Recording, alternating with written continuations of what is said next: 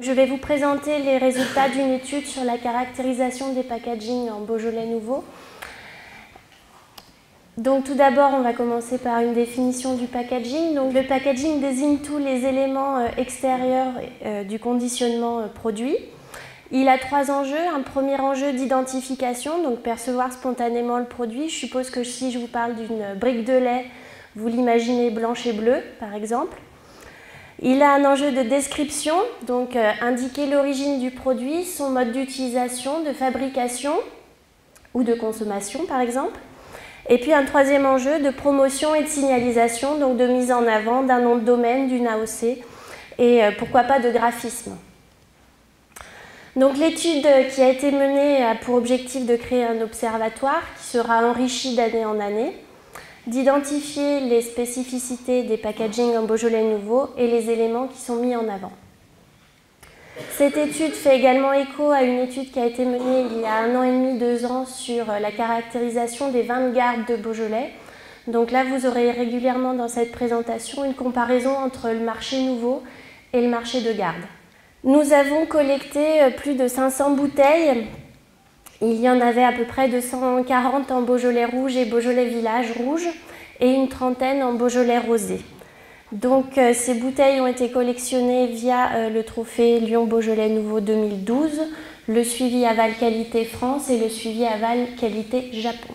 Au niveau donc des contenants, on va parler des bouteilles tout d'abord. Donc elles sont principalement en forme bourguignonne à 96%.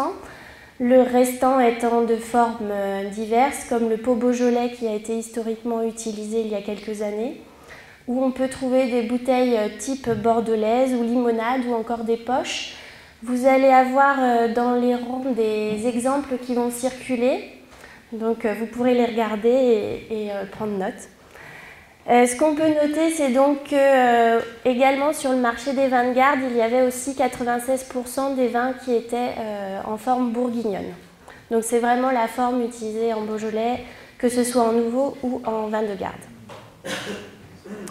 Au niveau de la matière, principalement verre, comme vous pouvez le constater, 6,5% étaient en plastique, avec un plus grand taux de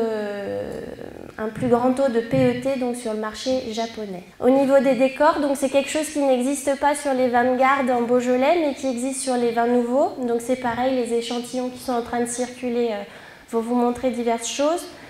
Donc elle représentait à peu près 3% du panel sur les 500 bouteilles. On a la sérigraphie qui est assez connue historiquement en Beaujolais et assez utilisée. Nous avons les manchons rétractables en plastique qu'on appelle aussi des sleeves. Et puis des bouteilles teintées dans la masse, donc ça c'est assez récent. Donc le verre est directement teinté lors de la fabrication de la bouteille. Au niveau des capsules, 27% des capsules sont des capsules personnalisées. C'est également le même pourcentage sur les vins de garde, avec quelques petites différences avec les vins de garde, puisqu'on peut retrouver par exemple une reprise du graphisme de l'étiquette qu'on n'avait pas sur le marché des vins de garde, et puis la mise en avant du millésime par exemple. Donc c'est ce qui est entièrement sur votre droite. Et puis donc au milieu, la mise en avant d'un nom de metteur en marché ou le logo du metteur en marché. Au niveau des étiquettes, donc on a créé des catégories pour pouvoir classer toute notre petite collection et pouvoir comprendre les récits qui étaient exprimés sur chacune des étiquettes. Donc la première grande famille que nous avons identifiée, nous les avons appelées les identitaires, où donc là on rentre presque dans l'intimité du vigneron ou du metteur en marché avec la mise en avant par exemple de la maison ou le visage du vigneron ou encore l'utilisation des armoiries du domaine. Deuxième grande catégorie, les originels, donc là une mise en avant plutôt côté terroir, plutôt géographique ou historique, avec des sous-catégories comme les savoir-faire, les natures, les instants de consommation ou les liens géographiques. Troisième grande famille, les artistiques. Donc là, elles sont directement inspirées de l'art, comme son nom l'indique, avec des reprises de tableaux ou encore des graphismes assez intéressants et assez poignants. Il y a aussi dans cette catégorie les décalés, celles qui ont un côté humoristique ou qui reprennent des choses un petit peu hors récit et hors Beaujolais. Dernière grande famille, les textuels. Donc là, elles sont faciles, elles ne reprennent que du texte.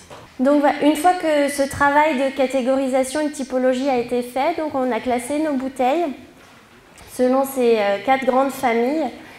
Et ce qui est intéressant de noter, c'est donc que sur le marché des vins nouveaux, on a prioritairement des étiquettes type originel, donc avec la mise en avant de la nature, du terroir.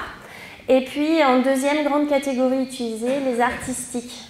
Donc vraiment quelque chose de gai, de coloré.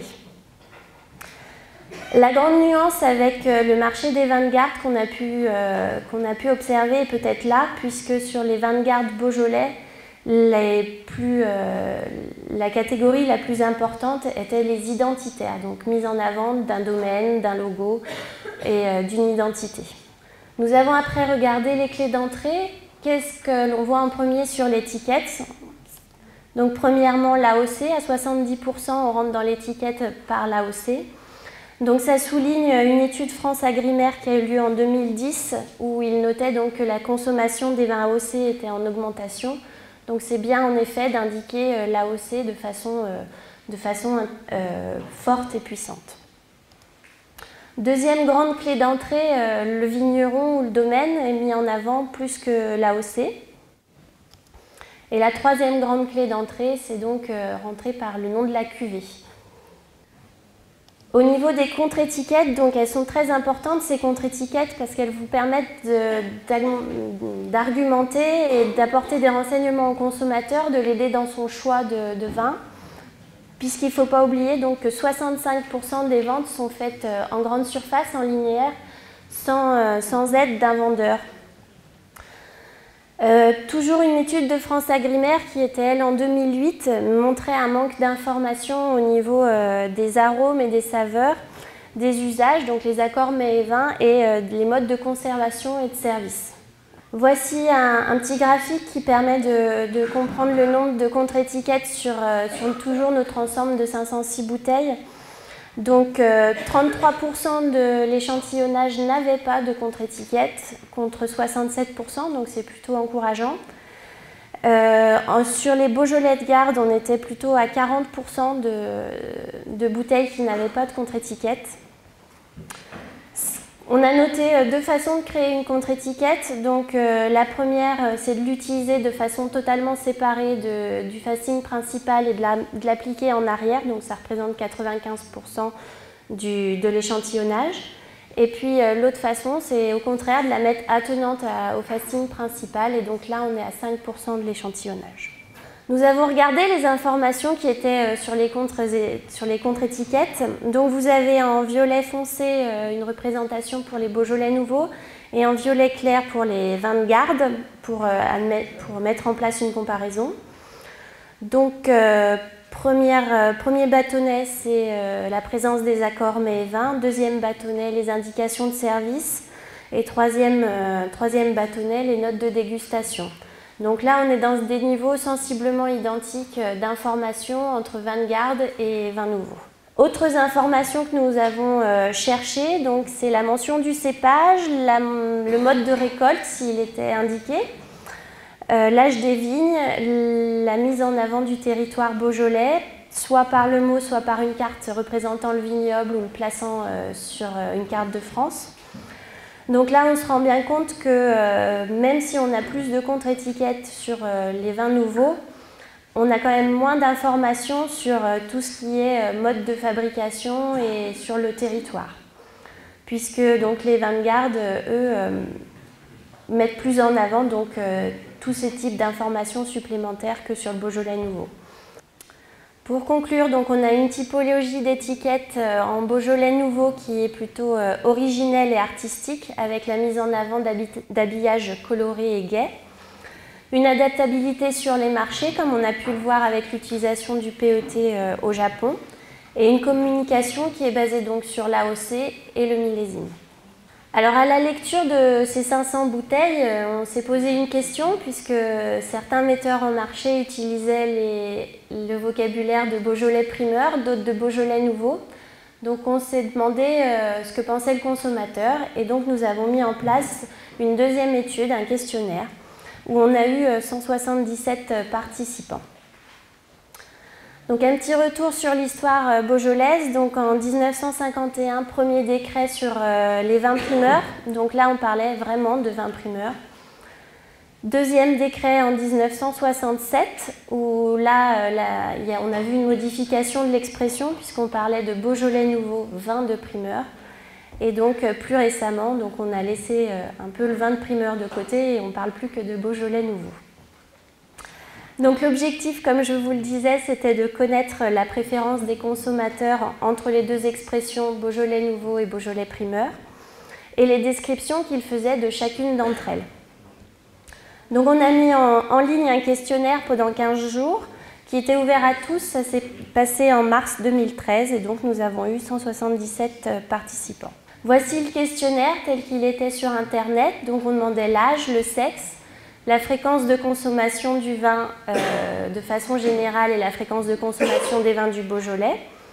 On leur demandait si pour eux Beaujolais nouveau et Beaujolais primeur voulaient dire la même chose et on leur demandait de nous décrire chacune d'entre elles et puis de nous noter donc leurs préférences.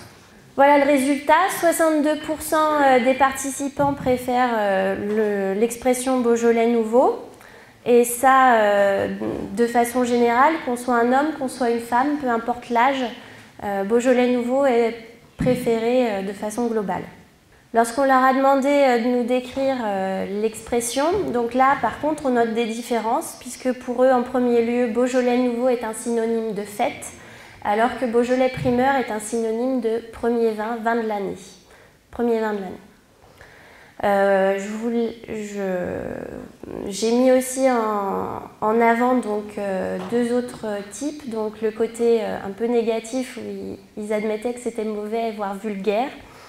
Donc là aussi, petite nuance entre les deux expressions, puisque ce côté qualitatif est décrit en deuxième position sur les Beaujolais nouveaux, alors qu'il apparaît qu'en cinquième position avec l'expression Beaujolais primeur. 68% du panel pensaient que les deux expressions voulaient dire la même chose, mais comme vous pouvez le constater, ils ne les positionnent pas de la même façon dans leur esprit. Et puis pour finir, la conclusion, donc on garde cette idée de Beaujolais de nouveau qui est l'expression préférée. C'est bien, c'est soutenu par les campagnes promotionnelles et publicitaires de notre région, et puis donc cette connexion directe avec la fête, l'esprit de fête qu'indique donc l'expression Beaujolais nouveau. Je vous remercie de votre attention.